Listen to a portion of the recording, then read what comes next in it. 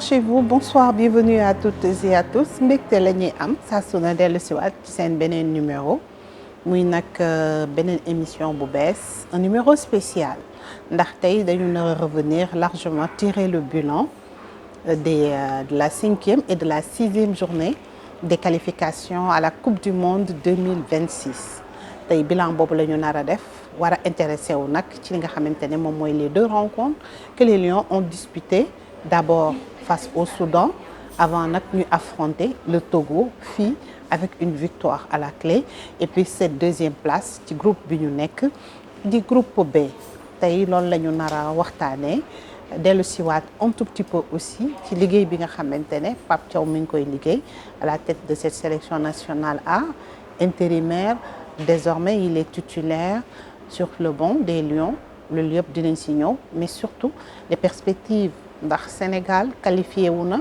ñaari yoon à la Coupe du Monde cette fois-ci on attend aussi Sénégal bokk ci banquer les meilleures sélections nationales qui seront présentes en 2026 ci Coupe du Monde bi buñ ci jógee nag dinañu ñëw un tout petit peu ci élection yi nga xamante ne mi ngi clignoter ndax au mois d'août Sénégal peut-être dina am ab njiit lu yees à la tête de la Fédération sénégalaise de football ou bien peut-être c'est Augustin qui va remplir balaa ñuy ndax képp nag ndax le 4 avril tey ak suñu invité ñëpp ci football lañ nga xamee mais dinañu tester un tout petit peu ses connaissances par rapport à la lutte ndax lamb ji dafay dellu siwaat avec nag cette grande affiche qui va opposer Lac de Guiers 2 à Ada Fass mais aussi spécial bi mu nekk benn ndaw boo xamante ne dafay dajeek mbër bu am expérience muy Modou Anta mais war a daje ak Prince bu Pikine tey loolu moom moo nekk sommaire seen émission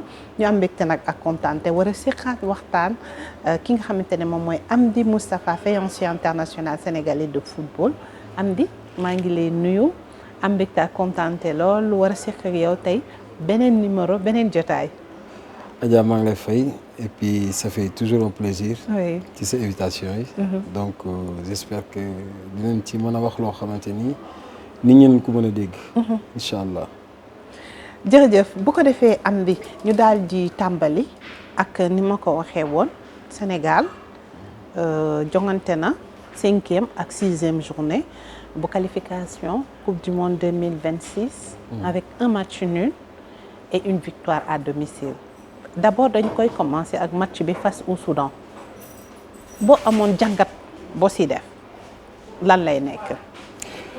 waaw bu ma amoon jàmbat de man de dama doon wax ne xam nga peut-être quand Pape Thiaw arrive ci circonstances yu mel nii pour changer joueur de suite dafay jafe donc on a vu un petit peu ce match-là on pouvait le perdre hein? Parce que gis nañ Soudan on dirait que ils jouent tous ensemble dans leur club ba pare teg ci.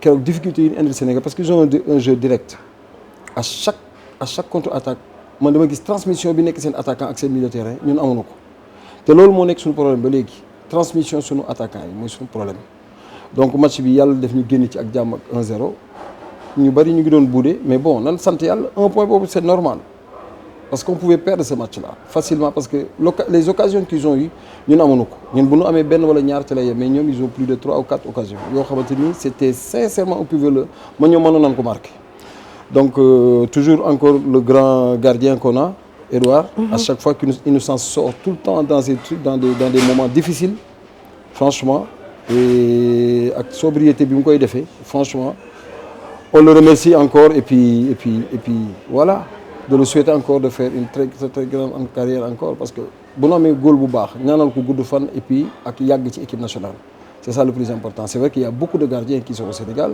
des locaux des aussi des étrangers mais match boobu c'était tellement difficile que bu ñu ci génnee 1-0 dama ne alhamdulilah rabbil alamin parce que benn les joueurs ils sont damay wax ne peut-être ils ne se reconnaissent pas encore on a l'impression qu'ils n'ont jamais joué ensemble transmission bi am diggante milieu de terrain qui donne tout le temps la passe balle de but wala attaquant buy transmission déggoo une touche à deux touches de balle amaguñu ko ba léegi maanaam y a pas encore jàppason amul jàppason daal maanaam affaire yi njambaan gi neexagul ba Sénégal aujourd'hui vu qu'on a nan la tuddati li ñuy wax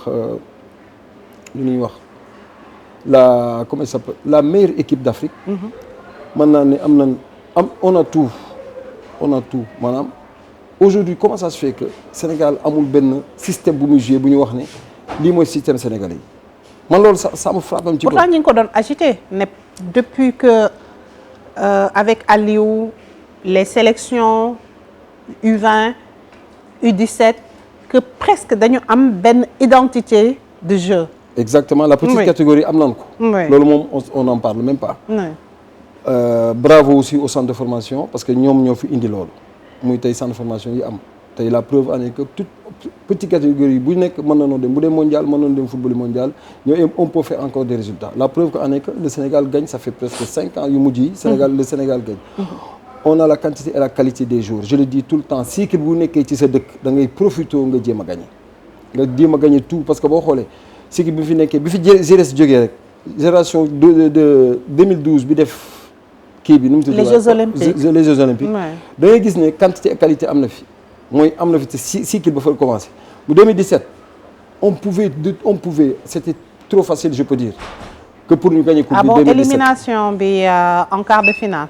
non 2017 je parle pas de la coupe du monde mais de 2017 en coupe d'Afrique on pouvait prendre cette coupe d'Afrique là voilà quart de finale exactement en quart de finale face au Cameroun merci beaucoup nga dem 2019 on a été en finale.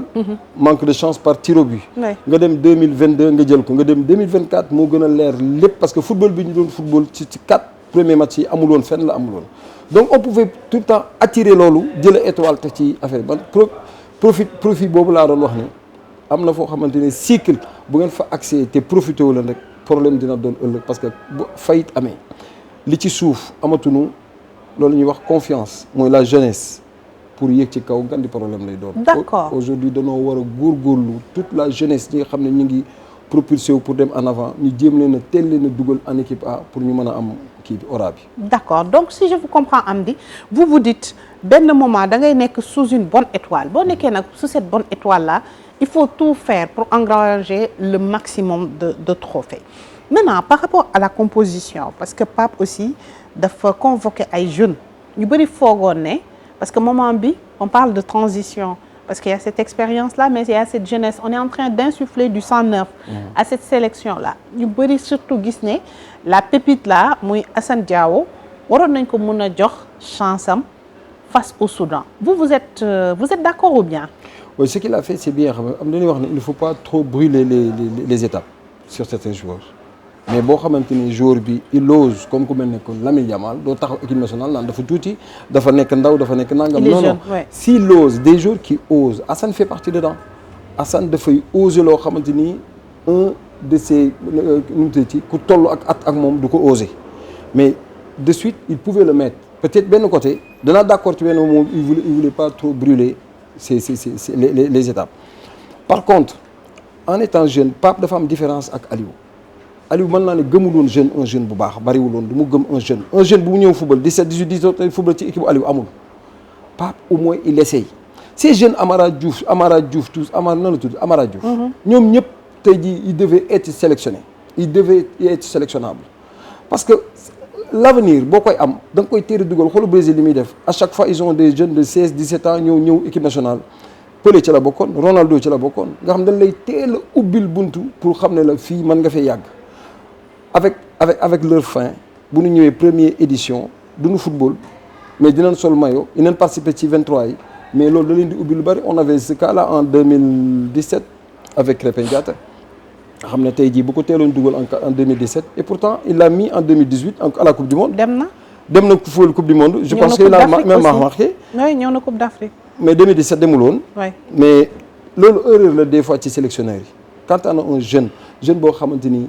dafay propulser pour être demain le meilleur ou l'espoir du football de cette nation là teel koo dugal moom moo tane am ñoo xam entraîneur yoo xam si ne football bu njëkk ba la ñu yoroon Aliou bokkoon na ci moom ancien la gëm li mu gëm mooy ossature mais ossature dafay màgget lu dul màgget ci kaw suuf amul boo xoolee tey ñun suñu génération bi ñuy pare noonu ossature bi presque màggetoon na ba mujj gi dañ leen doon wax kenn du ñëdd ab ndab kenn du ko ñëdd génération bi c'est la même chose ils ont fait au moins 4-5 coupes d'Afrique mais faire nombre de coupes d'Afrique ça sert à quoi? Maintenant vous pensez que Assane waroon nañ ko mën a titulariser face au Soudan. Assane mën nañ ko dugal parce que relève dafa il faut que mu am Adja il faut que nga commencer léegi ci relève bi il ne faut pas attendre jusqu'à trop tard booy il va faire la concurrence avec qui déjà il a un football que personne n'a là-dedans kenn moo ko ci yor peut-être mooy nu mu tuddati Ismaïla Sarr avec la vitesse qu'il a mais quand il joue à droite c'est pas trop ça il joue à gauche il est bon c'est comme Sadio Mané il joue à droite c'est pas ça il joue à gauche il est bon même Iliman Ndiaye moo fi def à droite ou dans l'axe boo xamante ni tu peux lui rien dire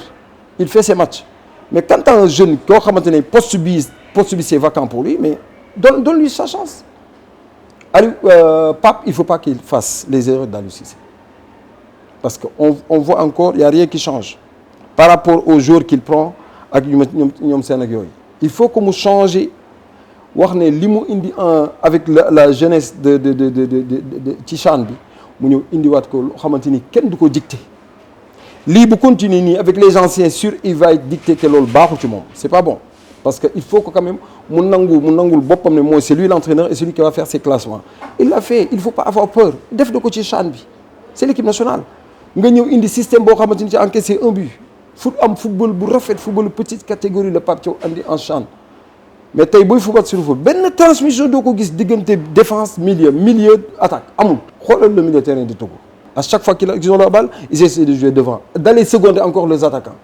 transmission bi am foofu ci équipe bu Togo il termine quoi 4e ou 5e mais il faut pas rigoler on a la chance d'être xoolal bien vu dans le monde entier fu ñu Sénégalais dem di leen ko jël nekk professionnel chance bi booy Sénégalais yi am cycle la ëllëg Togolais yi mën nañu ko am parce que da ngay wax ne tey jii Togolais yi seen milieu de terrain bu ñu ñëwoon Sénégal di leen jël place booy yi parce que boo xoolee ni ñu doon football la façon comment ils jouaient au ballon accélération là où il faut accélérer ils accélèrent là où il faut jouer une touche deux touches de balle transmission d'aller seconder les attaquants mais gisuñu ko suñu équipe bi.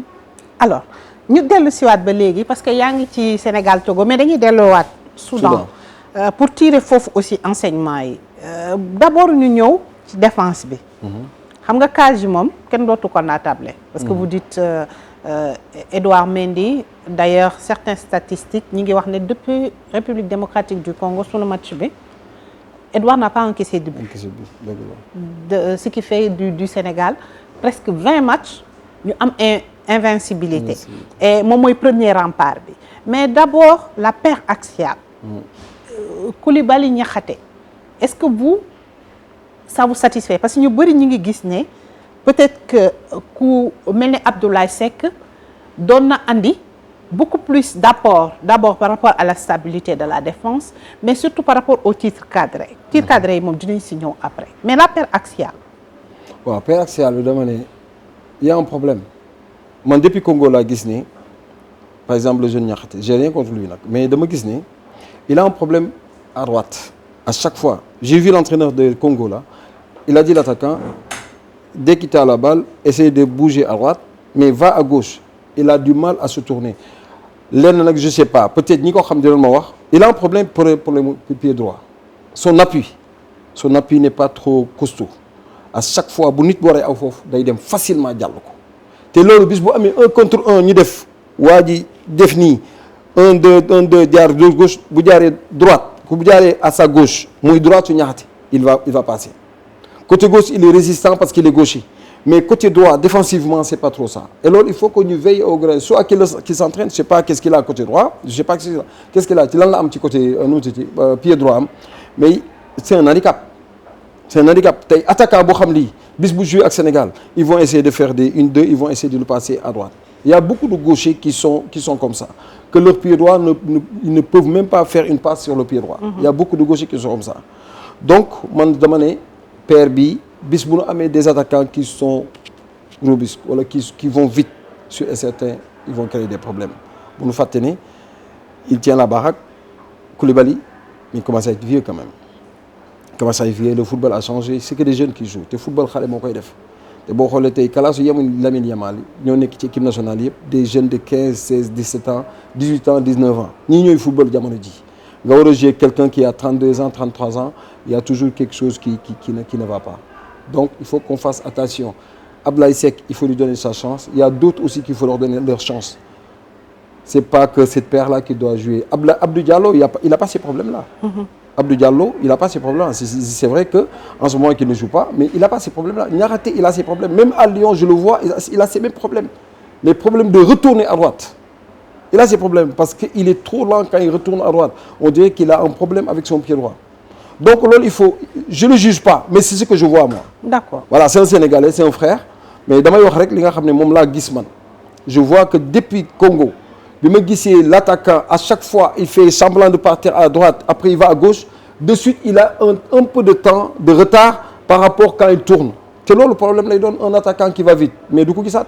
D'accord. waaw donc pour yow peut-être perte axiale bi war na am. war na changer. war nañ ko changer. sûr et certain que war na changer Koulibaly war nañ ko boole ak keneen koo xamante ni soit Ablaye Seck gëmloo ko li mu war a gëm wala un autre défenseur qui local boo xamante ni ñun gëmloo ko li mu war a gëm. sinon s'il y a un problème jéem a xool ak concurrence bi ba ci ñaxate nga jéem a rectifier loolu. wala Abdou Diallo ñu jéem a xool comment ça va se passer parce que après les arrières moom on en a. les arrières on en a parce que tey bu nu gisee ku mel ni. Antoine. non bu nu gisee ku mel ni tey Ilaï Camara. ok. c'est un joueur de ballon. ballon ouais. il veut jouer au ballon. tey ñaari milieu terrain yi nga koy tegal wala ñetti milieu yi nga koy tegal il faut que ñu ànd ak moom ci li mu bëgg mooy lan à chaque fois créer la situation gis nga à chaque fois su waree dem Sadio day ñëw taxaw ci ligne bi et Sadio lay dafa war a dugg loolu c'est à l'entraînement qu'il faut travailler. Ce sont des professionnels parce que boy bi il veut que partir en avant mais dès qu'il a c'est un handicap aussi devant ci Sadio Mané parce que gis naa ba ci même boy nan la Diouf El Malick Diouf un très bon arrière gauche dommage qu'il était blessé mais aujourd'hui je parle en connaissance de cause que yaakaar naa ne gisuma ko mën ci équipe nationale. D'accord. tey jii li nu amoon ci kii 6 nu mu tuddati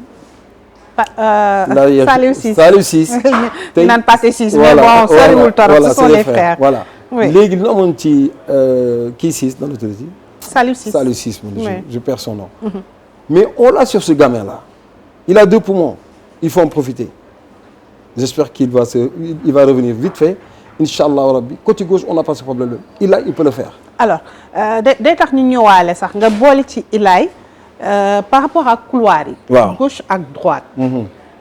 on a toujours eu ce problème là. mais léegi dafa mel ni si Ismaël Jacob revient. Ouais. El Hadj Malick revient. Tu as Antoine. Tu as aussi quelqu'un comme Crépin. qui peut dépanner. On le mettra pas dans le milieu dans le truc man moom dama ne Crépin on essaie de le mettre au milieu terrain. Crépin nañ ko essayer au moins un sentinelle il sera mieux encore que Ngana je dis bravo hein avec l'âge qu'il a avancé ba pare taxaw on dirait qu'il a les jambes de 20 ans juste des fois qu'il est un peu lent des fois ci transmission beeg dem seen mais là c'est normal boo ko seetee Angleterre quand ça va vite il peut s'y mettre mais quand tu prends Ngana Gueye un milieu de terrain et tu prends Pape Gueye mais c'est trop lent des fois ci transmission bi c'est des joueurs de ballon mais c'est trop lent. pour yow waruñu leen associer. non waruñu leen associer parce que bu ñu ko defee le football la transmission bi du baax transmission du am diggante suñu milieu de terrain ak suñu attaquant nga jël quelqu'un comme Lamine Camara qui joue sur la pointe des pieds.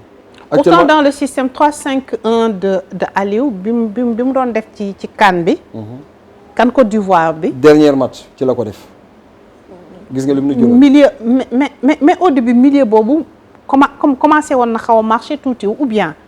non parce que contre Côte d'Ivoire dafa jël quelqu'un qui a jamais joué non pas contre Côte d'Ivoire. voilà contre Côte d'Ivoire dafa ñëw indi système 3-5-2 boobu te loolu il devait pas faire ça tu le fais d'accord na ce système là moo gagné contre Brésil on a tous applaudi mais le problème si tu joues contre la Côte d'Ivoire ñoo xamante ñu ngi jël 4-0 le dernier match yow nga ñëw 3 minutes nga joué mais système boobu da nga koy teggi fële il a rien à faire là-bas Abdou Diallo.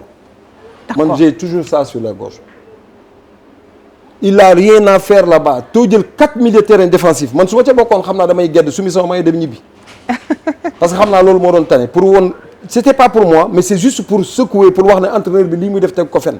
D'accord. On peut pas convoquer 4 milieux de terrain 5 milieux de terrain nga jël milieu de terrain nga bàyyi ci biir jël quelqu'un qui a jamais joué milieu de terrain muy Abdou Diallo nga def ko sentinelle en premier temps ñu ne dinañ ko génne mu continuer ak moom ngay jouer contre l'équipe organisateur yaa ko gagné gum 1-0 mais qu'est-ce que tu vas laisser là-bas un joueur comme ça nga laisser Ngana Gueye il suffit juste nga ne ko acca demal taxaw fële li mooy sa poste wala nga ne Pathé Ciss wala nga ne Cheikhou Kouyaté wala nga ne kii Mendy nga la tuddati le jeune le petit Nampalys mais mais kan mooy seetaan feuille de match nga xool 4-5 milieu de terrain ñu ngi ci banc bi nga jël un défenseur nga def ko milieu de terrain ak xam nga loolu dama ne bu jàlloon Aliou ma ne na tey jii dinañ ko yóbbu ci catégorie ñoom Guardiola ñuy inventé football dinañ ko ay yóbbu foofu. alors pour revenir toujours ci Pape nga ne dans le milieu associer quelqu'un comme Gana ak Pape Gueye ça pose un peu problème dafay ralentir un tout petit peu le jeu. Ce sont des joueurs de ballon ils ont tout le temps tendance à c'est des faux-volants.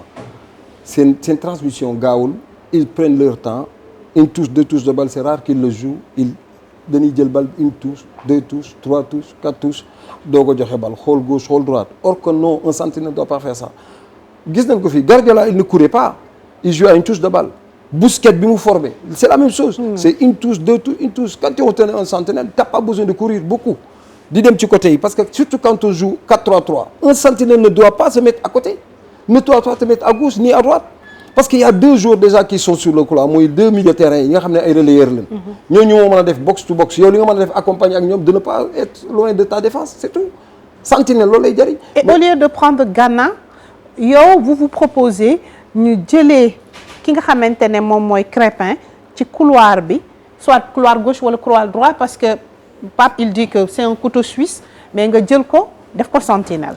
bis boo ko defee sentinelle. C'est un joueur de ballon il perd rarement le ballon. et il est très technique. moonte ni transmission bi dina gaaw parce que boo xoolee moom une touche deux touches bu ko defee rek day joxe balle bi. un sentinelle doit lâcher le ballon le plus rapidement possible. t'as pas besoin une touche deux touches di doo ko xool sa droite xool sa gauche di doo ko passe balle non t'as pas besoin de ça. t'as juste parce que yow yaay séddale. t'as deux milieux de terrain t'as deux qui sont en avant les deux excentrés plutôt. t'as devant. Tu ne peux pas ne pas jouer devant. Tu peux pas être sentinelle ba pare jouer sur le côté tout le temps. Là c'est pas bon. D'accord. Voilà bu doon amee ku mel ni day xaw a ramener tuuti danger bi maintenant s'il doit l'associer à Habib. parce que Habib moment bi dafa blessé moo tax bokkul ci dispositif bi après dinañ wax tuuti Elimane. parce que Elimane du sori attaque bi du sori aussi milieu bi.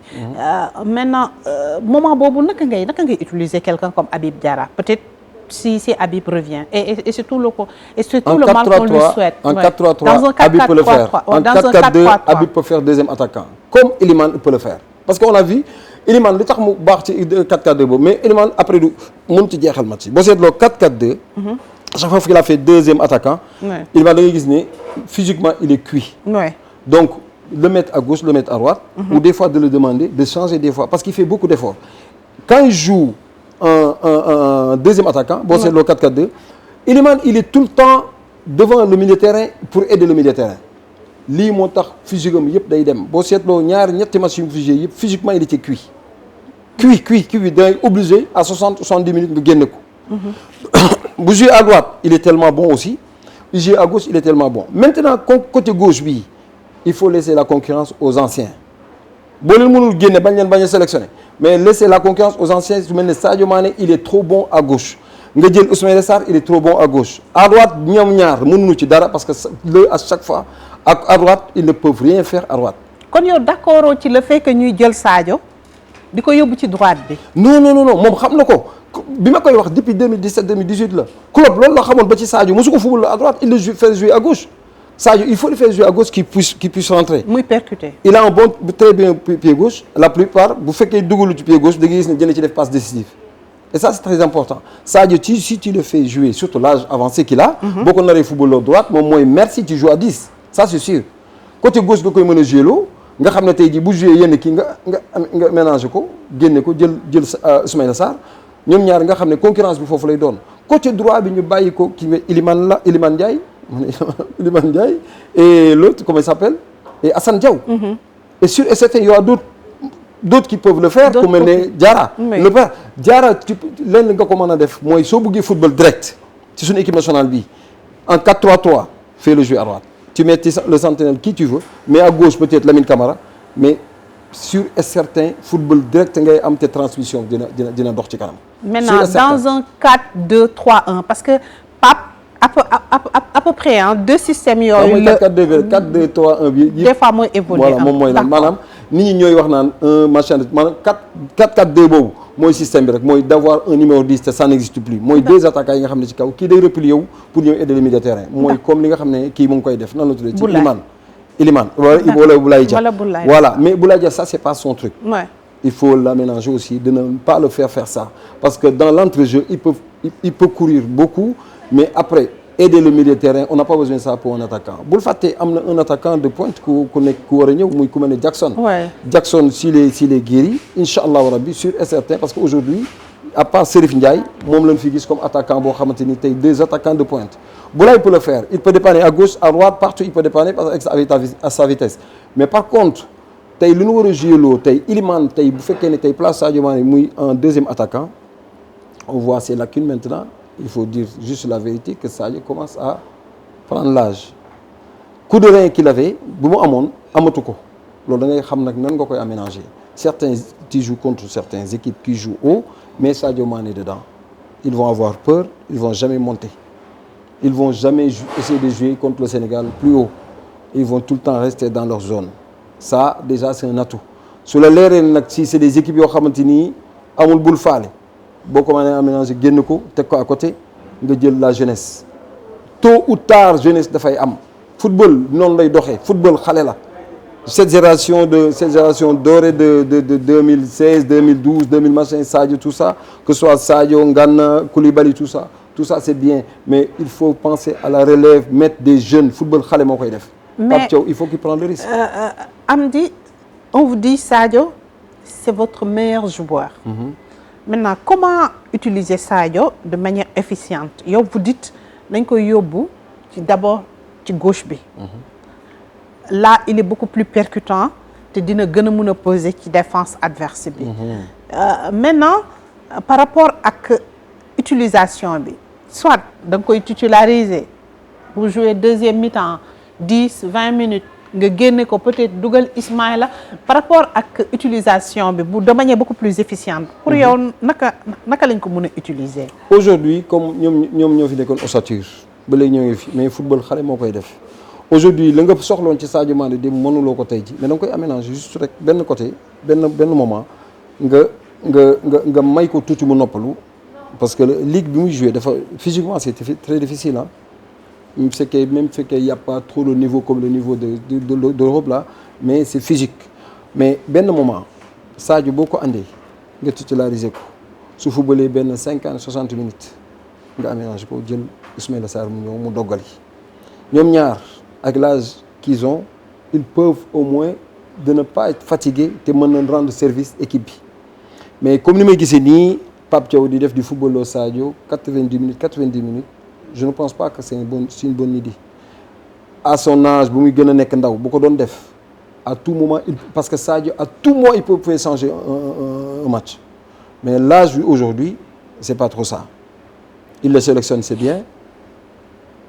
Parce que sélection au football, il n'y a pas de sentiment. Il n'y a pas de sentiment. Aujourd'hui, vous faites que mon Pape Thiaw de football, ça sûr et certainement, il y aura des problèmes. C'est sûr et certain qu'il y aura des problèmes dans l'équipe nationale.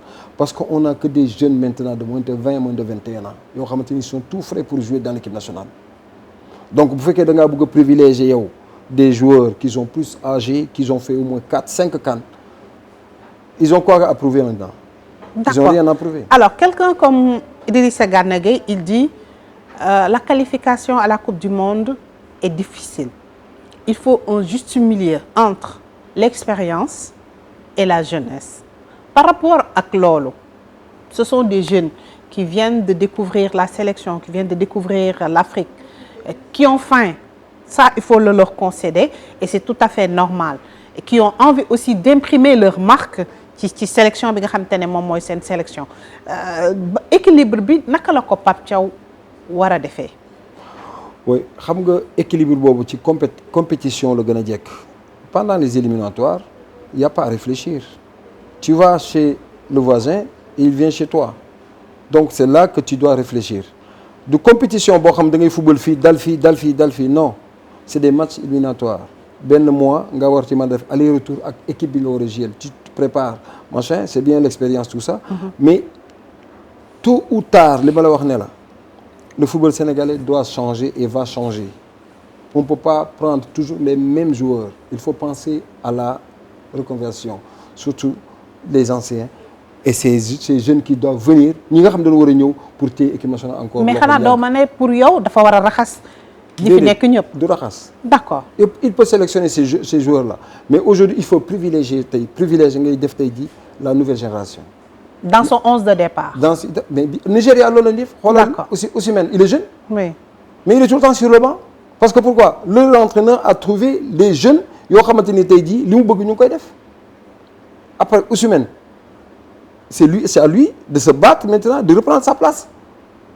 c'est la même chose que li may gis nii affaire star ak affaire yooyu yëpp je pense que ça suffit Sénégal on doit plus vivre dans ces trucs comme ça lii moo ñu rayoon en 2002 pare les mêmes jours ils ont rien foutu sunu classe gi ñu bàyyi leen encore en équipe nationale ba ay 2008 ba ay problème di ci am ay ñàkk qualification il faut pas faire ça des fois certains jours ils doivent savoir bien partir en avant dañuy wax naan ndab kenn du ko ñëdd je pense que un footballeur ku yàlla may chance nga def 4-5 coupes d'Afrique surtout nga gagné ci benn amatoo benn kii wala coupe du monde nga def 2 coupes du monde je ne pense pas que amatoo loo war a rey sa bopp pour être sélectionnable loolu nangam jël sa retraite bien avant c'est mieux que aujourd'hui ñu dem ba ñu ne mënatuñ la sélectionner parce qu'il y a des jeunes qu'il faut prendre la place c'est lui le sélectionneur nag mais man bu doon man je dirais merci à certains s'ils peuvent venir comme kan bu dirais merci à qui certains damay xool poste bi nga xam ne tey jii j'ai pas besoin de ça je ne le mettrai pas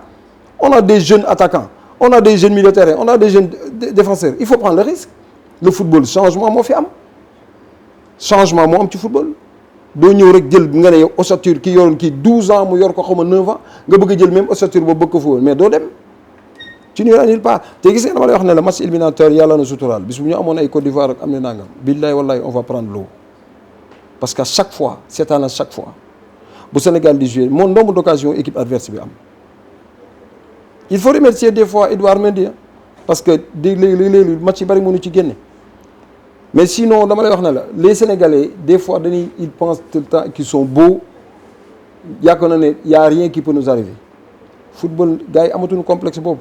vous croyez que Pape am na audace su sauter le pas.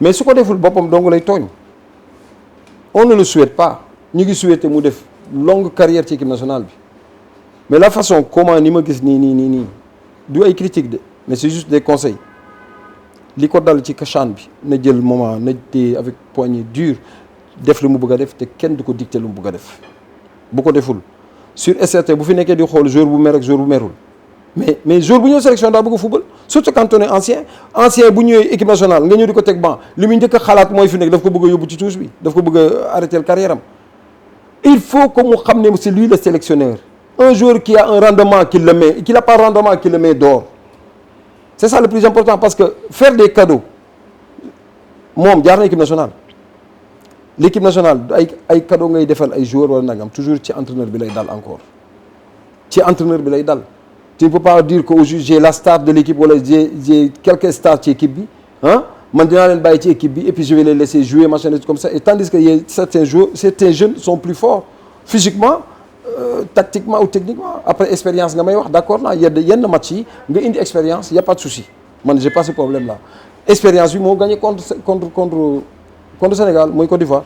Voilà c'est d'ailleurs c'est l'exemple que je voulais vous donner avec Hermès Faé. D'accord loolu compétition la on est d'accord dans une compétition expérience dafay ñëw mais ce qui est ay match ay nutriti éliminatoire expérience ak jeunesse ak léppay àndandoo mais du expérience kese mooy gagner des matchs de qualification boo seetlee la plupart équipes yi gagné fougue lañ koy gagné ak loo xamante ni tey jii mooy fougue de la jeunesse donc aujourd'hui bu ñu amee tey certains ossature ñu ngi ñëw ci encore ci équipe bi li mu leen di jaral ak li muy jaral les nouveaux c'est pas pareil la preuve que Coupe d'Afrique bi ñu perte contre Côte d'Ivoire gis nañ fa ay joueurs yu doon doog a ñëw ci kii bi ku mel ni ay Lamine ils ont fait une bonne Coupe d'Afrique mais jooy na ngax lan parce que gagné wuñ coupe c'est le cas de la France en 2006 les Makelele ki ak Gallas ñu mësul gagné coupe du monde avec Zidane bi muy def loolu Zidane s'il avait jamais gagné une coupe du monde mais il ne fera pas cette connerie qu'il a fait donc pour yow Pape doit oser franchir li nga xamante ne moom mooy pas bi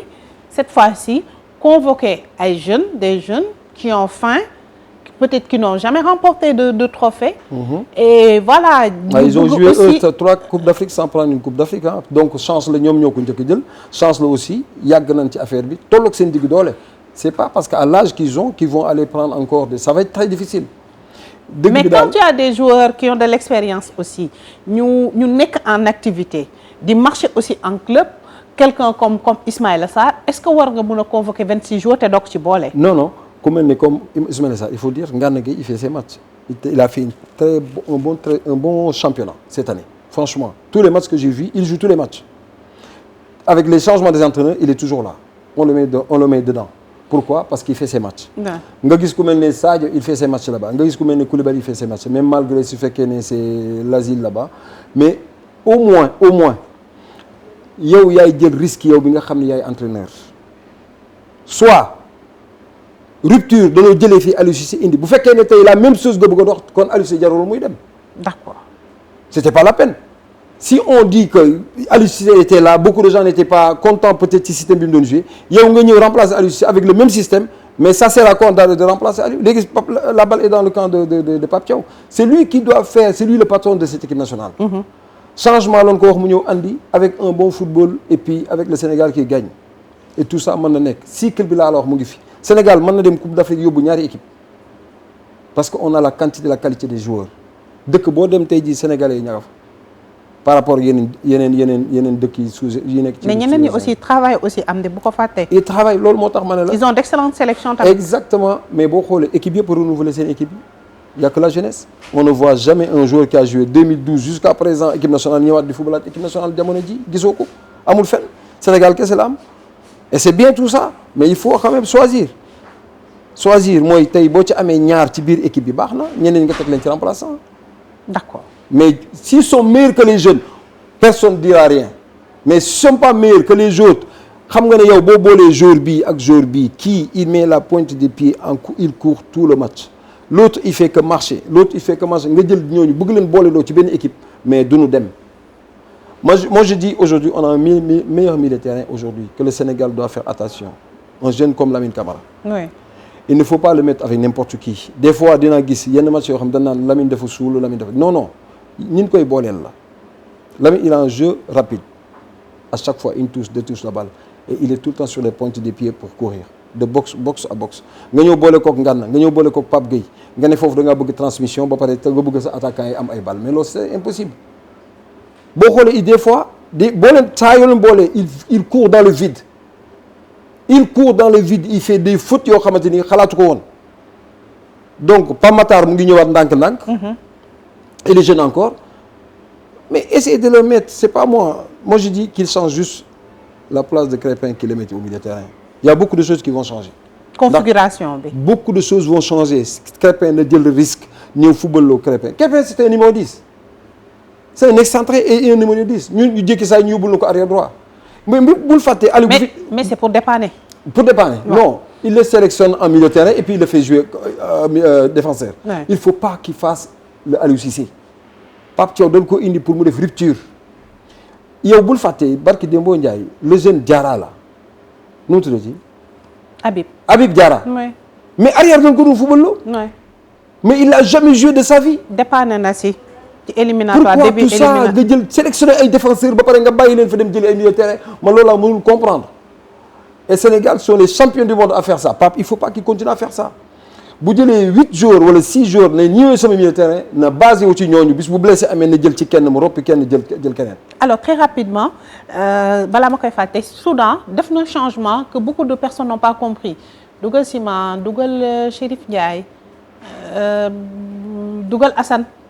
waaw non il voulait marquer et il sait pas que nombre d'occasions yi ci match bi Soudan moo ko amoon loolu erreur la bis bu ñu pertoon erreur bu rëy lay doon ci moom bu ñu gagné woon tamit dina ne c'est le changement qui a fait ça mais tu vas pas jouer à l'extérieur yow leer na la équipe bi ngay footballal peut-être mënuloo ko benn instant ñu ngi amoon monopole de balle mais c'était dominé pour rien dire parce que amul benn transmission bu mën a comme ni transmission bi gars yi di transmission nanu tati waa Soudan une deux avec les attaquants jàkkaarloo góol ñun amuñu ko on a un jeu très lent on a un jeu très lent. À chaque fois, surtout nos attaquants, ils prennent la balle, ils mettent sur le pied. Ça n'existe plus ça.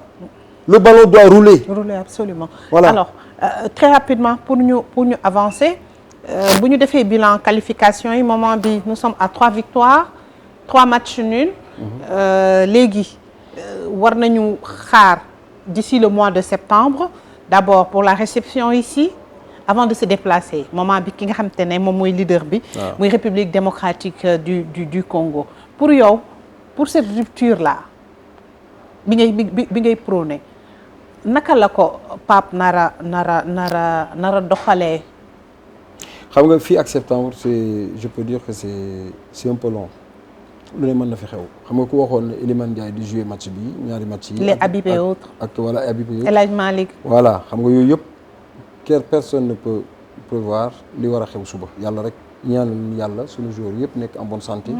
te man gëm naa bu nekkee en santé complet foofu lay daaxee sax parce que foofu kii lay doon foofu concurrence lay doon waaw amul benn joueur bu ñu sélectionné déjà tu es content. Et si on te met pas ñun loolu moo nekkoon suñu force en 2002 beaucoup de joueurs qui devaient jouer comme titulaire bu ñu ko tegee ci banc bi day dem jàppale ki nga xam ne mooy football ak ci place am ñun loolu moo doon suñu point de force amul woon jalousie bi nga xam ne tey kii dafa war a football kii warul football amul woon loolu bu coach bi xasee ba def classement am on se parle tous ku ci nekk xam ne ku génn ku dugg mën na bañ a génnaat donc loolu am nañ ko ci équipe bi. Peut-on s'attendre à des choix forts par rapport ak 7e ak 8e journée bi. waaw Pape xam naa ne nitu sentimental la mais je ne pense bu fekkee bëgg na def carrière équipe nationale bi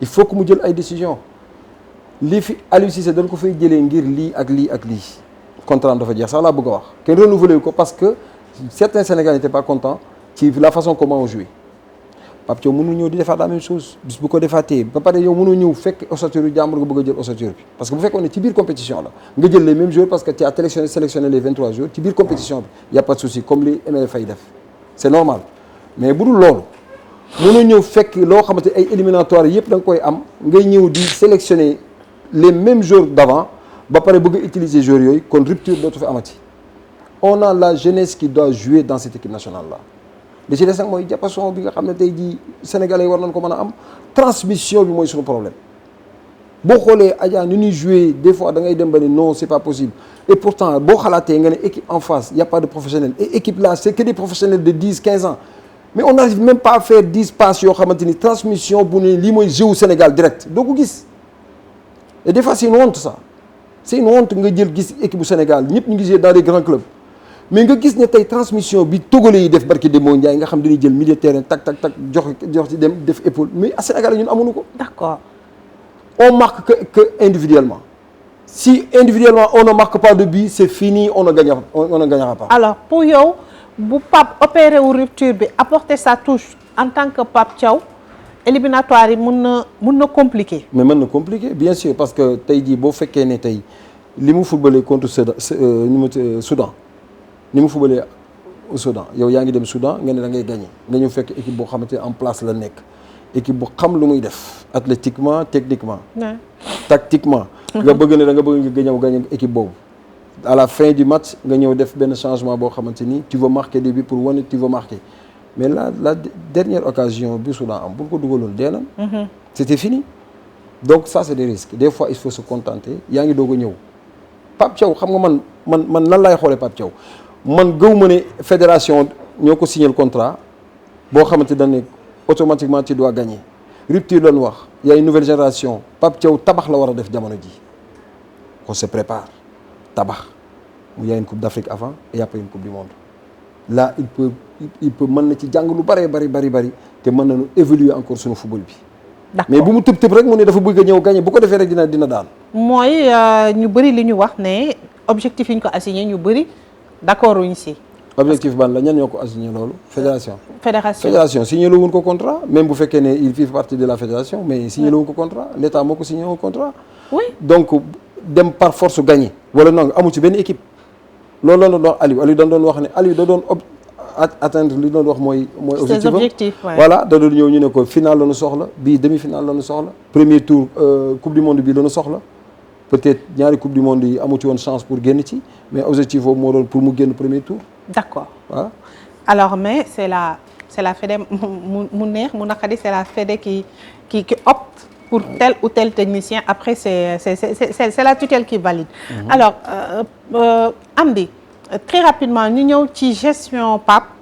am na ñoo xamante ne commencé nañ ko décrier, oui dafa commencé am un peu de laisser aller ci tanière bi, oui il avait fait un choix, après il y a eu des pressions, ku ci mel ne quelqu'un comme Mbaye Sène sur le plateau de la chaîne des sports. Il est allé beaucoup plus loin sax, wax na sax ba ne oui joueurs yi léegi am na ci ñu doon jouer en ligne ba yenn heures yi, loolu boo ko déggee qu'est-ce que cela vous fait? waaw première question bi lay wax moom dama ne bu fekkee ne il a reçu des pressions, quelle pression loolu lay demandé Mbaye mi ko wax xëy na peut-être mënoon naa wax ban pression la Pape Thiaw am kan ñu ko jox pression fédération. Augustin li ma xam ci foofu bariwul di nga jëlaat tey Ablaye Sow ñoom seen ñooy les tenants du pouvoir. kan la le directeur technique, je sais même pas son contrat il est valable encore jusqu'à présent ou pas. du Mayacine mooy ñëw di mettre la pression à Pape kon kan moo ko mettre la pression, je pense pas que c'est le gouvernement aussi. donc Mbaye mi waxoon loolu waroon na leeral kan moo joxe pression ci Pape Thiaw ba mu changer équipe bi. léegi nag li ci des nag mooy fulla bu ko Pape amul dans une sélection, que ce soit en club que ce soit en équipe nationale, il y a des têtus, am na ñoo xamante ni peut-être je peux dire que c'est des mal éduqués. saaga entraîneur defal ko muy dara, xuloog entraîneur def ko muy dara, moo wax la entraîneur defal nangam defuñu ko muy dara. Aliou demoon na ba benn instant téewoon na ko nii mais dafa dem ba loolu benn mois mu rëcc ko. gis nga pression entraîneur day metti léeg-léeg ba nga xam ne pour joueur yëpp ko lu facile la, mais joueurs yi nanu ànd ak dal te xam ne carrière guddul, dafa gàtt, carrière lu gàtt la. boo defoon 15 ans en équipe nationale lu gàtt la. ba respect bu ñu la sélectionné équipe nationale du foo fekk ñu ne la jour bi mu ngi jàppante ak entraîneur, c'est parce que dama lay wax na la il ne respecte pas maillot bi, respecté wu ko. maillot bi ku ko respecté doo taxaw ak entraîneur parce que dugalu la nga ñëw taxaw di wax. il y a 23 joueurs des Sénégalais comme toi, 1 million de Sénégalais ñu ngi ci biti yoroon nekk sélection. ñu ñëw sélectionné la kon tu dois te tenir bon, xam ne kii sa entraîneur sa kilifa la. na ngay respecté baay ak ndey ci biir kër, noonu ngay respecté l'entraîneur de l'équipe nationale. parce que équipe nationale institution la, am na loo xamante ni rafetul ci joueur ñu koy wax di kii. li ci des nag moom mooy ñu ne dañ doon lido ak ñoom seen ba déjà ñu ngi ci koor ñaar, man bi mosuma gis équipe nationale buy teel a tëdd mosuma ko gis. ñun suñu époque fajar la doon. mais nee na ba 5 heures du matin. ba 5 heures du matin xaaju guddi. xanaa ci premier match d'une coupe du monde muy 2002 bi ñu koy def xanaa moo gënoon a garaaw. maa ngi nettali ne am na benn instant Casoni l'entraîneur de Marseille mu ngi ñëw ànd ak Bruno à cette heure là ñu ngi taw di naan ataay ñii ñu ngi maasé wu ñii ñu ngi bolot mu ñëw ne les gars est-ce que vous êtes sérieux. yéen en 2002. mu ne est-ce que vous êtes sérieux. balaa ngeen di jouer ak France. veille bi mu ne est-ce que vous êtes sérieux ñu ne ko ci lan. mu ne les gars 2 milliards de personnes vont regarder le match là demain, match d'ouverture d'une coupe du monde. qu'est-ce que vous faites. gars yi ne ah non kii na ko non ils ont l'habitude à faire ça. mais loolu habitude du joueur la te ku xam ci football dëgg ban joueur match bu metti match boo mës a gis ci àdduna xanaa nga jël doom nga naan pour mën a nelaw, mais joueurs yi yëpp amul ku ci tëdd ndax stress. match yëpp nag yow li ci am solo nag mooy nga bàyyi joueur mu nekk tranquille. yaa ngi joué 21 heures yow yaa ngi nelaw yaa ngi xoole ba fajar, mais toute la journée mën nga reposer. te xamoo manqué nelaw léegi dopage la sax ci footballeur, ndax quand t'as pas assez dormi ci ngay gën a mën a physiquement tu es plus près que quand tu te reposes. repos bu bari baaxul ci ki nga xam ne circulation de sang dafa war a daw à tout moment.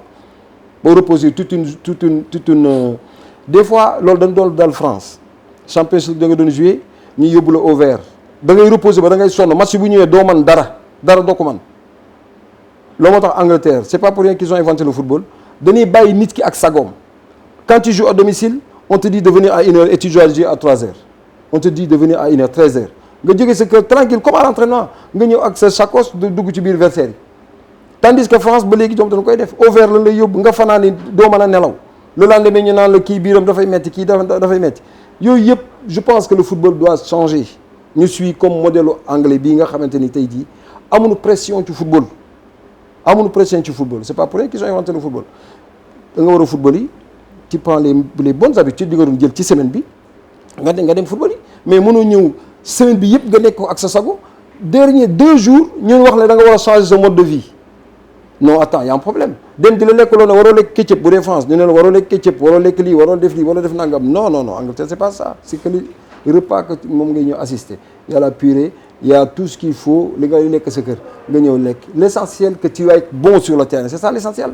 Le rendement attendu mais est-ce que foog nga ne d'après critique yooyu yëpp poigne boobu ñuy xaar dinañ ko gis ci Pape c'est vrai que ku nekk aussi ak sa personnalité mënoo juger ki nga xamante ne moo fi nekkoon avant ak moment bi ki fi nekk parce que ku ci nekk ak sa personnalité ku ci nekk ak sa touche personnelle ku ci nekk aussi ak ni ngay manager mais poigne boobu ba permettre cette organisation parfaite ponctualité bi et tout foog nga ne Pape dina ko imprimer sa marque. Bien sûr xam nga man fi ma d'accord ne dina ko def est-ce qu'on l'a vu avec les jeunes de Chan là respect total.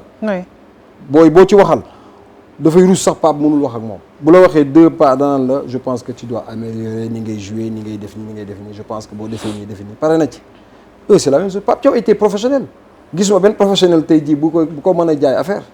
et puis bu waxam gàttee te mu leer na tey il est là pour être le sélectionneur du Sénégal je pense pas que ban joueur mooy ñëw di jéem a yàpp Pape Thiaw s'il est bien éduqué football équipe nationale moo ko andi tôt ou tard day génn équipe nationale joueur boobu day dem yoonam lan moo koy jaral tey mu def une mauvaise réputation ñëw ci équipe nationale di wax ak entraîneur am ba ne waaw moom kontaanul parce que dugalul ko kontaanul parce que non un joueur bi nga xam ne te ni kontaanul des fois minitam bariwul mu riposter loolu un entraîneur day wax toujours ne ça c'est bien pour le footballeur parce que tey su ma amee benn joueur tey maa ngi koy def remplaçant mais neexu ko kon il a quelque chose à me prouver entraîneur yëpp a neex ci yëpp a nangu ci joueur bu mel noonu mais joueur boo xam bu la dugalee à chaque fois bu ñu la génnee da ngay mer te yow defoo fi dara mais l'équipe nationale n'appartient à personne man bu ma doon entraîneur man jour bu ma def loolu le projet sélection doo dem doo bokk. Vous savez sur 23 joueurs sénégalais il y a combien de joueurs sénégalais ñu ngi taxaw ci touche bi di xaar mais bari na dëkk boo xamante ni tey cycle bi boo ça fait 10 ans cycle mu ngi fi. jour bu ne mën nga ko dem jëlee andi. mais di nga dem di focaliser wu ci benn joueur boo xamante dafa il a la mauvaise truc. non laisse-le là-bas et tu fais partie des jeunes Pape Thiaw doon ko indi pour mu indi rupture pas rupture sax continuer leen ci ndax ak Aliou Cissé mais mu indi benn rupture ci la façon comment on joue. La façon comment on joue moo tax ñu gën a bëgg Pape Thiaw mu ñëw parce que wane na ko ci CHAN bi muy le Sénégal a beaucoup de bons joueurs et comment ça se fait que le Sénégal ne joue pas. D'accord alors on espère que 7e ak 8e journée bi dinañu gis un léger mieux mais très rapidement mënuñu bañ a wax ci les autres sélections parce qu'on a vu lu ci mel ni le Maroc presque l'Algérie Égypte ñoom presque ils sont à 2 doigts de se qualifier à la Coupe du Monde naka nga mën a tirer rek un tout petit peu les autres sélections bilan 5e ak 6e journée très rapidement on pouvait être là-dedans parce que boo xoolee suñu ñaari match nii lii yu njëkk yi ak Ali yooyu moo ñu indil problème yi tey jii eux c'est des sélections qui sont sérieux boo xoolee chaque année ils sont comme ça chaque année tu entends yenn problème yi c'est rare nga koy dégg ci seen sélection yi donc ce qu'il faut dire la chance comme ni ma déggee Hervé Renard daa wax quand je sélectionne 23 joueurs j'ai mal parce que y a des meilleurs qui sont dehors et je peux pas les sélectionner. c'est vrai. loolu bu fekkee gëmloo nga ko joueur bi nga xam ne sélectionné kooku day dem utiwaat man sélection yi dama ne les sélectionneurs Aliou manque de communication moo ko manqué woon je m'excuse maa ngi tudd turam rek mais exemple laay joxe rek tey Pape war ko manqué joueur boo xamante il peut être sélectionné il faut que mu jël téléphone am di wax ak kooku même s'il n'est pas sélectionné après il faut que mu jël téléphone di wax ak kooku parce que ce sont tous parce que tôt ou tard li nit war a doon yàlla moo ko xam kon un sélectionneur comme en France ak partout mais da ngay gis un sélectionneur français day ñëw koo xamante ni chaque jour mu wax ak moom. maintenir le contact avec le joueur maintenir le contact ça c'est très important. wala mu ñëw ne ko essaye je vois ce que tu es en train de faire dans ton club c'est bien mais man li ma doy dëgg-dëgg mooy essayer de changer un petit peu la façon comment tu joues nangam mais loolu dafa baax. kooku di nga tax xoolal mu jël boppam yëpp déjà le fait que l'entraîneur woo ko rek da koy robuste mais bu fekkee ne yow doo ko woo nga yàq carrière joueur moo gën a gaaw yow nga taxaw di woo joueur ne ko continue comme ça man mën naa nekk sélectionneur jël di joueur di ko woo te bañ ko sélectionner. D'accord. Mais qu'il fasse une bonne carrière parce que Sénégal c'est le Sénégal doon da koy aider. Pape Thiaw il était professionnel, Aliou Cissé il était professionnel, tous les entraîneurs maintenant ils ont été professionnels xam na lan mooy entraîneur buy wax ak joueur ak entraîneur bu dul wax ak joueur. Alors Amdy, si je vous suis, vous êtes beaucoup plus tendre avec Pape que Aliou. Non, certains ils ont dit c'est le début, c'est pas question de début. Moi je ne critique pas. Aliou c'était mon ami. C'était juste je disais. Mais vous n'êtes pas tendre avec lui. Non, des fois parce que. Mais pourquoi vous êtes beaucoup plus tendre avec Pape qu'avec Aliou? De loolu Aliou benn dafa dëgër bopp. Aliou quand il faut lui parler, il dit parce que Aliou c'est un lion. Quand il faut lui parler, il faut pas aller 2 pas ou mesure, non. Da ngay dem tout droit. Tout droit parce que xam na sama jikko xam naa jikko. loolu amuñu ci problème. bu ñu warantee waxante dëgg dañuy dans les yeux ñu waxante dëgg wax ji jeex.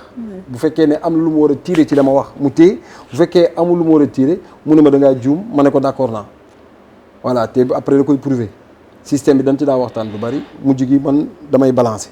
yéen ñaar su ma ñëwee def benn truc sûr et certain da koy seetaan te xam ne la ma ci bëgg a wax comme benn instant waxantuwunu ma ak moom téléphone mais la ma doon bëgg a wax dama ko doon wax fële muy dem di seeti sûr et certain da doon seetaan pour xool la ma wax ak ñoom seet moo tax léeg-léeg mu doon wax naan je sais pas qu'est-ce que lan la ma def wala na non defuma dara man je parle que jusqu'à présent c'est mon ami mais nit moom noonu laa mel ba ma waree wax dëgg ba ma ko waxul dama lay sànni fële teg la fële xam ni bëgguloo ma mais su ma la waree wax dëgg il faut pas dire que man affaire bi ci man rek la jaare man moom bu ñuy waxante dëgg mu génne sa gémmiñ wala mu génne sama gémmiñ tant pis mais l'essentiel na dëgg taxaw. D'accord. te li ma ko ci doon wax moom ci boppam la woon Adja. man mënumaa mañ a toog Aliou Cissé ma bañ ko wax dëgg la façon comment on jouait la façon avec certains joueurs machin des comme ça loolu kese laa doon wax de mais après moom dafa doon dem ba nekkoon ne moom mooy dafa doon fàttaliku toujours ne c'est lui l'entraîneur et ça c'est grave.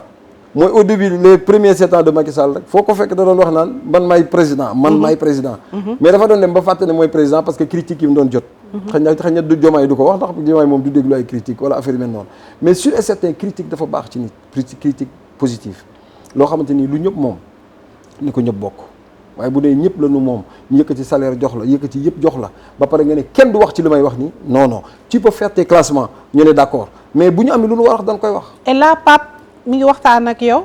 yéen a ngi échanger. Pape bu ñuy waxtaan ak man. mais par exemple man j'attends pas pour mu waxtaan ak man pour ma wax ko lu ma bëgg a wax. tey jii su fekkee ne tey peut-être lenn lay gagné ci Aliou muy Aliou au début dañ doon toog bu ma amee lu ma ko mën a wax ma woo téléphone ma woo ko wax ko xam ne peut-être li ma ko doon wax da ko doon déranger te da doon gis dëgg ci. muy la façon comme on joué en 4-4-2 loolu ñëw di installer Sénégal te xamuloon lan mooy système bi base bi xamu ko woon. nga jël Sadio Mané football loo à droite bi ñu koy yuuxu fii ci kanamu Diao Baldé bi muy doog a ñëw ñëpp ko gis Sénégal yëpp di ko yuuxoo il est passé à côté mu football loo ko à droite te 4-4-2 ni mu ko naroon joué ni mu ko doon joué ak ni 4-4-2 base parce que 4-4-2 du woon loolu ma ne ko fais attention yaa ngi yàq loo xamante ni tey jii kii c'est le meilleur joueur du Sénégal. nga wax loolu Aliou Cissé. par rapport à l'utilisation de Sadio Mané. Wallahi lazim li d'accord c'est le meilleur joueur du Sénégal actuellement. base système 2 si 4-4-2 da nga koy jël ci benn joueur nga basé ko man na ko jéem ko yenn am na loo xam lu mu ci wax jaruma ko ci di ma koy kii mais dama ne ko rek yenn ko ba mu ne la man attanuma ko nga doog ko teggi côté droit bi muy joué man je préfère nga yóbbu ko côté gauche Sadio il a ses 2 pieds mais il est plus à l'aise côté gauche tegu ni ci tuuti la ko club commencé football la côté gauche muy def ravage parce que côté droit club xam na ne Sadio il est pas bon côté droit voilà loolu waxtaan la ak ki nga xam ne tey sa collègue la ngeen di waxtaan man joxunu ma lengee man j'ai juste mes amis te tey may jàpp mooy dinaa la wax dëgg bu fekkee da nga jàpp ne dama la contre tant pis bu dee da nga jàpp ne man dama lay jàppale tant mieux te Pape Thiaw li may dund ak moom mooy chance bi mooy moom day déglu Pape day déglu xale bu ndaw mën na ko interpeller ci mbedd mi d'accord mu déglu ko tey ji boo ko woowoon ne ko la façon comment dina la déglu Pape leen la xam ok merci jërëjëf amul problème waaye bokkul ak Aliou du nangoo nga ñëw taxaw soo waxoon tey jëy journaliste te wax mu ne journaliste lu mu def ci football c'est pas comme ça. D'accord. Alors son choix pour la Libye. moi je dis après 2 journées yi comprendre nga ko ou bien. pour lu tax mu dem non mais moi je dis c'est une bonne affaire pour lui. c'est un bon déjà choix niveau bien sûr c'est un bon choix. D'accord. parce que loolu dina mesurer boppam encore xam nga Sénégal la nekkoon imaginez suba Aliou Cissé mu qualifié Libye. suñu waa Sénégal lu ñuy wax xam nga dañoo gaaw retiré ñoom Sénégal te ñu ne juum nañ mais c'est un bon choix pour lui mais là c'est très court pour la Libye hein. oui mais au moins su fekkee def na résultat bu ñëwee ba léegi pertul bu ci gagné ay match sûr et certain que il a fait déjà. Cameroun gagné na ko 3-1. waaw dina def loo xamante ni tey jii au moins des na ak quelques matchs. au moins bu ci gagné ay matchs te lu ne mën na nekk nag. ah c'est vrai ah. lu ne mën na nekk octobre lu nekk xaj na. voilà lu ne xaj na fi parce que 5 matchs c'est pas 3 matchs c'est pas 2 matchs 3 matchs c'est 9 points. 5 matchs c'est 15 points maintenant il reste 4 matchs. 4 matchs waaye muy ñaata point wax ko dëgg waaw muy 12 points. 12 nga ramasser bu ramasser 12 day dem coupe du monde sûr et certain fii ku fi ramasser 12 points dem coupe du monde 3 points muy 12 points lay doon yaakaar naa. mais da ngay dem sa amul ku lay téye donc Aliou tout est possible te ba leen affaire dafa am borom wërsëg la.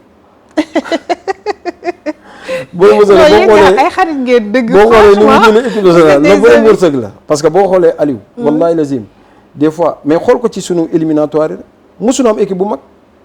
ba pare nag mu xeex ba loolu nga xam ne tey day essayer tout le temps finir premier ba nga xam ne doo am équipe bu mag. mais liggéeykat la quand même. liggéeykat la non changé na lu bari fii. d'accord laisser aller bi joueurs yi doon def fii. ok gisatuñ ko woon Aliou bi mu yor équipe ba léegi da nga mas a gis joueur bu naan la gis nañ ko boîte wala gis nañ ko comme ñun suñu génération gisoo ko. ba pare teg ci mu am poignée boo xamante ni bu amee benn fêtard bu nekk ci équipe mu génne ko ci équipe bi. d'accord jël en main li nga xamante ne moom mooy son équipe. Amdy très rapidement Maître Senghor ni ngi xaar mu prononcé wu il s'est pas encore prononcé il avait promis d'ailleurs le mois de mars jeex na ñi ngi xaar pour yow élection yi qu'est-ce qu'il faudrait un renouveau à la tête du football ou bien un renouveau à la tête de la fédération man am na ay ñoo xamante ni gisagum naa seen programme am na koo xam ne bu ma gisee programme am dama tiit dama ne non est-ce que un Sénégalais pense comme ça. comme ci kan. Ablaye Fall. benn bu Bambey. merci di ma gis ci programme am dem ba ñuy wax pécule INFP la am muy France. muy jour bi chaque année bu footballé chaque mois am na lu muy cotiser soit le mois soit l'année tey pécule boobu sunu gars yëpp bénéficier nañ ci loolu ñu ci bari maa leen woo ne leen ñëw leen jël seen pécule. mooy li nga cotiser ñi ci bari ils ont touché plus de 100 000 euros nangam euros boo passé à sa carrière nombre d'années bi nga joué dañ la koy jox loolu imaginez tey ji on parle de professionnalisme boo duggee pécule rek mooy kon leer na la kon ci professionnalisme la ñuy dugg muy le football local pour au moins jour bi cotisation bu muy dem moom dem na sax ba ne waxul sax pécule bi waaye mën na bu fekkee ne bariwul mën nañ ko defal épargne kan moo ma sax xalaat loolu fii Augustin daa ma sax xalaat ay footballeur bu tànkam damm wala ay nangam li mu xalaat boppam rek la ma sa xalaat mais ça suffit nag 16 ans nga nekk ci équipe nationale ça suffit franchement am loo xamante ni. pour yow il est temps de partir. non am loo xamante ni xoolal nit ku baax la franchement parce que gis naa ne man dama koy attaqué ba tàyyi te su ma waree wax ak moom damay wax ak moom su waree wax ak man day wax ak man suñu gisante ñu nuyoonte jàmm sant mais damay wax dëgg te yàlla tax bu ko kenn poussé muy duggaat ca fédération on va le pousser pour qu'il y ait ci nu mu tëdd ci ay FIFA kii ko mu dem ba yor sax nu mu tëdd ci la CAF mais bu ko kenn poussé pour mu continuer ak équipe nationale bi moi je pense que depuis bu mu defee 2 mandats la ñu ñaanoon ñun ñi nga jamono comité de renouveau du football Sénégal nañu ko bàyyi mu def 3 pour changer les textes noonu seen textes yi moo ko gën a plombé te moo gën a yàq texte footballu Sénégal. pourtant ñi ci doon liggéey bu baax. non Adja loolu waxin la rek ils vont jamais changer les textes. Les textes c'est fait pour eux-mêmes.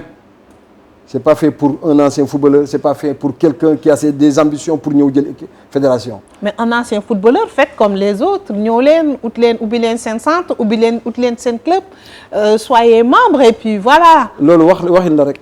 On a vu quelqu'un comme Didier Drogba, il l'a essayé, ça n'a pas marché. Samuel Eto'o l'a essayé, ça a marché. Oui, mais peut-être bokkul. Moment bi il est au sein du COMEX de la CAF. C'est vrai que bokkul.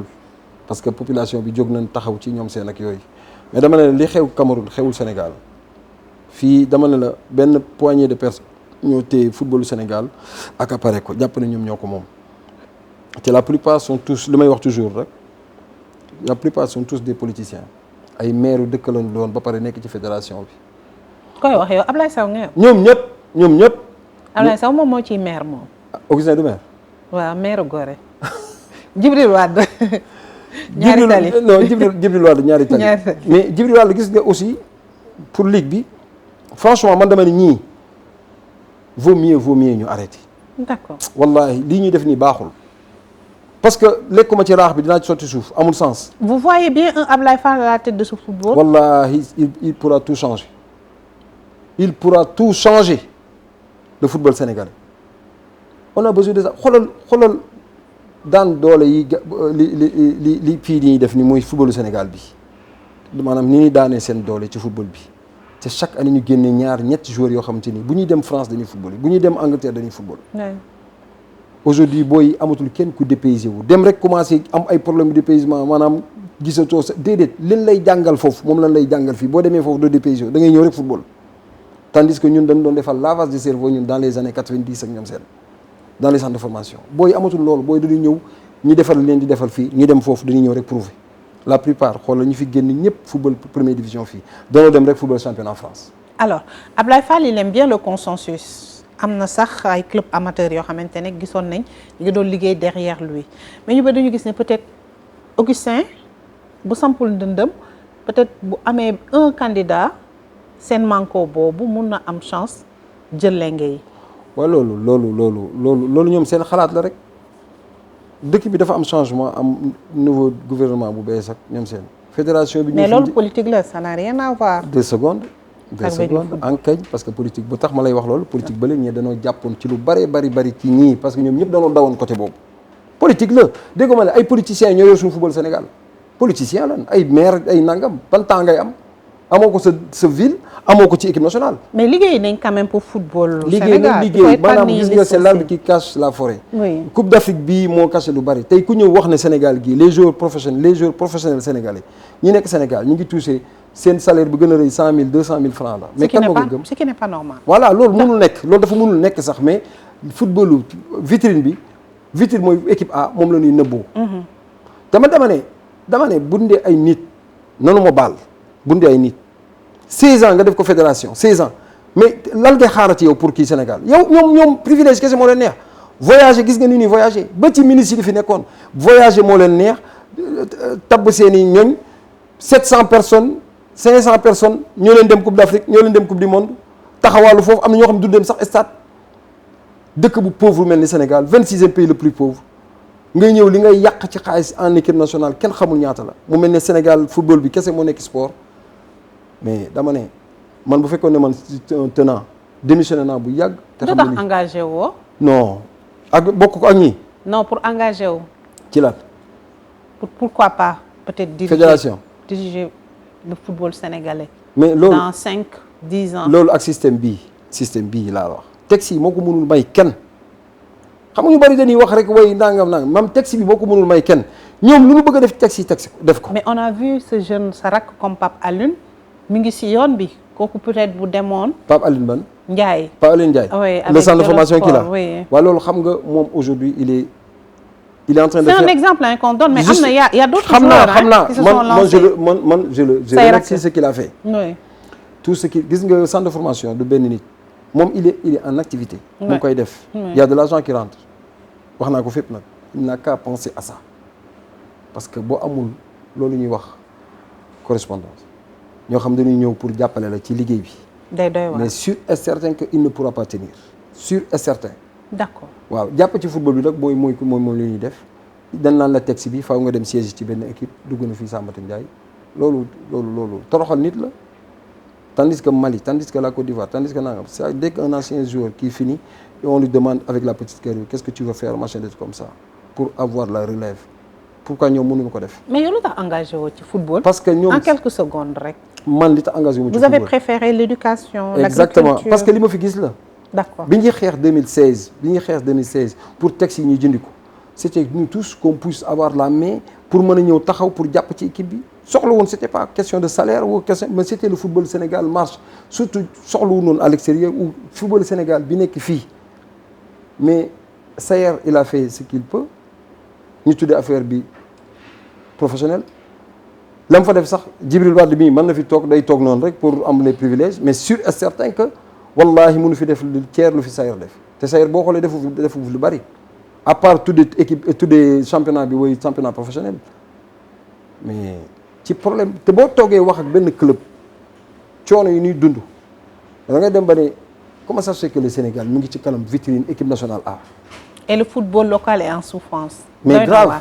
Alors Amdy, très rapidement balaa ñuy terminer on a fait 1h08 d'émission très rapidement on termine par la lutte. waaw. il vous arrive ngay suivre actualité lutte. waaw en direct moom ma ko seetaan mais après laay seetaan. ku ci mel naka ban mbër li tax ma du ma seetaan en direct parce que seen coow yi ñuy def noonu c'est bien beau pour rafetal. mais je pense pas que jar na ko. face to face yi. voilà dëgg-dëgg man jour yi bu ma mën a jour yi mbër yi gën a yaru laa ay tafatine yooyu laa gën a xam ni yeneen mbër yi quoi. voilà parce que man j'aime bien l'éducation. danaa gis léeg-léeg mbër mu mag a mag taxaw et puis ñoom dana am changement mbër yi man mbër yi maa ngi dégg nga tudd fi sànq kan lan la tuddati Lac de Guiers mais ñoom c'est des anciens kon a xama fu affaire yi amul changement nan bàyyi booy ñu ñëw. mais xale bu ndaw la ban xale bu ndaw. man ma ne bëree booy ba maa ngi dégg tur yooyu.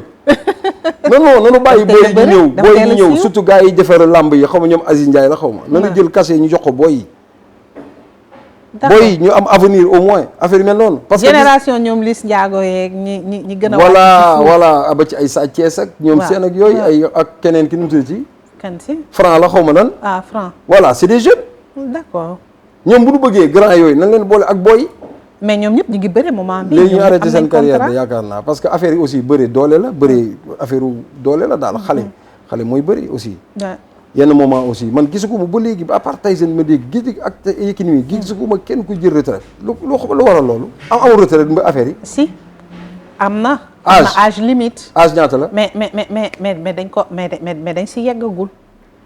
ñi ay xale ku ci mel ni par exemple Bombardier yegg na si. mais après dafa dem demander prolongation. am nga droit ñu prolonger ko mais dañuy dem xool la sa médecin yi dañ lay xool bu fekkee ne sa wér-gu-yaram permettre na la nga mun a compétir ñu may la prolongation pour une saison. mais loolu du ko mën a changer comme ku mel ni tey les promoteurs là. ñoo mën a changer affaire la doon. cachet yi di si ñu jox ko ñu def ko ci booy. ñu def ko ci booy. franchement. d'accord parce que ki dem ba am 30 ans 32 ans 33 ans xaw ma ñaataat la ñu am. boobu ba léegi ñoo fi jëlee ay Tafa Gueye ay Tyson. ñooñu kon du ndaw. léegi yow ñooñu boo ay Manga de ñooñu boo bëggee ñëw encore di leen jox cachet 100 millions la nouvelle génération lan lay def il faut gis nga lii mooy Sénégal dañuy fàtte toujours la jeunesse. d'accord. waaw te lii je pense que tey jii gën a privilégié man soo doon promoteur tey jii c'est vrai dinaa tëggal ku mag mais xale yi laay gën a tëggal su may joxe cachet bu mag xale laa koy njëkk a jox. d'accord au moins nga xam ne dina taxaw avenir am dina mën a kii quoi. yow kan mooy sa lutteur préféré. man nag Tafa man de Tafa moo doon sama lutteur. Tapha Tine waaw bu dee damay seetaan laa moom dëgg-dëgg. ndax nit ku baax la quoi vraiment je l'ai connu par rapport avec un copain mais nit ku yaroon ko. yeneen bëri moom li ma ci xam bëriwul te je préfère léegi-léegi comme bëri damay dégg nii rek seetaan ñu ne diw gagné na affaire yu mel noonu comme lamb bi passé nii bu Ama Baldé bi ak Franc voilà coow li bëri woon na lool ba ma gis li ma njëkk gis mooy sànnante bouteille yooyu ñu def donc ma ne waaw ndax lii c'est normal dañ ko boole ci contrat ñu ne ma pourtant pour xumbal la rek quoi mais mënoon na ñàkk non bokk ci waaw bokk ci d'ailleurs ils ont été sanctionnés waaw loolu mën na ñàkk et puis wax ju ñaaw mën na ñàkk tudd tur famille jàmbur mën na ñàkk daana am dégg naa ci jamono Modou Lo ak Balla Gaye ñuy waxante lu ñaaw loolu mën na ñàkk peut-être je l'ai vu nag actuellement il est devenu sage Modou Lo c'est bien tout ça xam nga affaire change baax na ci takk yenn téere yi sax takkatu ko pour wan ne affaire du ci téere sëriñ ji aussi dañoo gën a sànq nit ñi nan ma baax ñoo gën a sax parce que xam nga tey jii MMA bii nga xam ne tey waa ji mu ngi koy def Reug-Reug mais dem na ba xam ne tey jii moom bu duggaatee ci làmb man maa ngi toog di ko xoolaat bis bu duggaatee ci làmb mu takk téere man jëlaa xam ne kon il a un problème. d'accord parce que affaire du ay téere bu doon téere tey ñoom ñëpp dañuy dem ci MMA bi yor ay loolu ñu tuddee lappataake la xaw ma mais pourquoi mënuñu ñëw ci MMA bi parce que xam nañ ne lii mooy réalité bëri dóor man laa d'accordul man dama bëggoon cosaan la amoon maamu njëkk ya wallahi lutte sans frappe mais loolu moo dàq lépp ci ngay xool technique dëgg kan moo mën bëri wallahi koo xam day dem bay daanu def benn geste boo xamante ni mais di tojante ay bët man suñ demee bay dóorante nan ko soppi def ko MMA affaire bi jeex tàkk. merci beaucoup Amdy. merci beaucoup Adja. kaddu gu mujj gi lan lay nekk. waaw xanaa ak koor gi gan gi di dem. yal na nu yàlla nangul ñun ñëpp. incha allah gis naan ne sax nu mbokk chrétien ñoom ñi seen carême. yal na yàlla nangu lépp daal li mu nu sant. bu amee rëq-rëq moo nu gën a xam boppam. nu jéggal nangul nu koor gi. jaay rasulullah sallallahu alayhi wasallam ñaan suñu Sénégal gi aussi xeex nan ay suñu doom yi dee nan fii suñu rakk yi dee nan fii ci ay xeex pour fal fi nit ba ñoo ñëw toog ñooñu tamit nañu am xel nañu am xalaat jéem a doxal dëkk bi. dëkk bi metti na. dëkk bi metti na coow li jaru ko nit koo xam dafa jël alalu réew mi justice baa ngi fii na justice bi wax ak moom ñu woo ko ne ko nangam jarul def ay plateau jarul ay nangam ba li ma gis plateau barki Demba Ndiaye kenn di saaga benn un ministre la xaw ma un député. un député mais loolu dafa ñaaw loolu dafa ñaaw. ba pare tey jii Adja su ma fi nekkoon tey di wax ju ñaaw Adja da nga may dagg. lan moo waral ka doon présenté affaire yi daggul wax ci ah. am na yoo xamante ni am na yoo xamante dañuy wax naan am réew daal ab xale la. ki ko yar mooy justice. te président moo leen yilif. loolu la olof di wax. am réew ab xale la ki ko yar mooy justice. que leen yilif mooy président. kon nañu jéem a xool li nga xam ne moo gën a rafet suñu dëkk bi. ñu jéem ko parce que les gens sont fatigués et tout le monde voulait la rupture tout le monde voulait le changement jàpp ne Sénégal peut avoir le meilleur aujourd'hui tey la gën a metti li tax loolu nag personne sait ñi nekk ci pouvoir ñoo ko xam ñu ngi leen di ñaanal yàlla oyofal leen lii ñu dem ci ak jàmm ak salaam Sénégalais yi mën ci gis seen bopp. seen réussite Sénégal merci beaucoup su amul. coow moo fi amaat. dañ leen wax ay wor dañ leen wax ay nangam dañ wax nangam te xale yi bu ñu xasaatee ba génn fii tàmm nañ ko léegi Sénégal de xam nga moom fal la nu mënul mais folli mën nañ ko. tàmm nañ ko maanaam génn ci rue yi te gis nga biir bu xiifee Sénégalais ay nanti nag supermarché yëpp la ñuy toj dugalaat ko seen biir yi te loolu mën na ñàkk. mën na ñàkk maanaam li may ñaan état bi daal mooy wallahi ça n'a rien à voir ak li ñuy wax ci football bi mais li ma koy ñaan mooy mu fàttali ne Sénégal gi xeex ci xeex la ñu jógee ba changement am changement boobu nag nit ñi nañ ko xool ci seen kër yi nañ ko xool ci seen cin yi nañ ko xool ci seen biir yi. je pense bu ñu ko defee Sénégal dina dox te Sénégal yi ñëpp benn lan. ñëpp benn lan fii waasoo bu fi gën sa moroom amul. ñëpp benn lan kon nañu jàppalante ñun ñëpp ci weeru koor gi ñu nekk yàlla ubbi na aljana yëpp. ku ci nekk yéene sa moroom lu baax. yéene jàmm sa moroom ñaan Sénégal gi Pape Thiaw tamit moom mu yor kii bi yàlla suturaal ko. ah oui on lui souhaite plein de réussite ba éliminatoire beeg Coupe d'Afrique bi yëpp. mu def au moins des bons résultats. absolument absolument merci beaucoup. de rien boo demee nuyu ñëwaat Touba. dëkk bu sell ba. ñoom tam ñu ngi leen di nuyu di leen ziar en tout cas c'est toujours un réel plaisir d'échanger ak yow. jaajëfal. aussi ñi nga xamante ne ñoom ñoo ñu doon suivre ni ko am di defee souhaité waat ñëpp baalu leen ak di ñaan nag yàlla lépp loo xamante ne jàmm nañ ko ci weeru koor gi sunu borom nangul ñu ko di jaajëfal équipe bi nga xamante ne ñoom laa àndaloon Ibou jaajëfal aussi manager digital Kumba jaajëfal aussi la grande royale Nafi Adja bu ndaw Fatima ñoom ñëpp dañu bokk ci team bi mais surtout mention spéciale à Anna Création mi nga xamante ne moom moo ñuy accompagner à chaque fois ci suñu plateau ci li nga xamante ne moom mooy les tenues traditionnelles prêt-à-porter di ngeen gis ci baaw écran bi li nga xamante ne moom mooy numéro de téléphone bi madame Niang merci beaucoup merci aussi à toute l'équipe Tene Ndeye Ami ñoom ñëpp ñu ngi leen di jaajëfal donc on vous donne rendez-vous inchallah la semaine prochaine même heure même chaîne toujours avec le même plaisir pour vous servir le meilleur sur votre chaîne jërë ngeen jëf